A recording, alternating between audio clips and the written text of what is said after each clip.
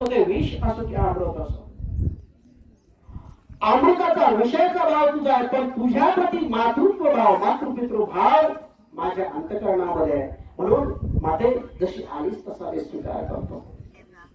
आणि त्या पूतनेचा स्वीकार केल्याच्या नंतर भगवान परमात्म्याला ती विनंती करते, बाबा विष करून झाला, आता मला त्रास होतोय.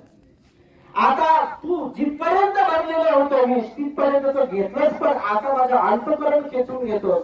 कृष्णा सोड, कृष्णा मला सोड विनंती करू लागली.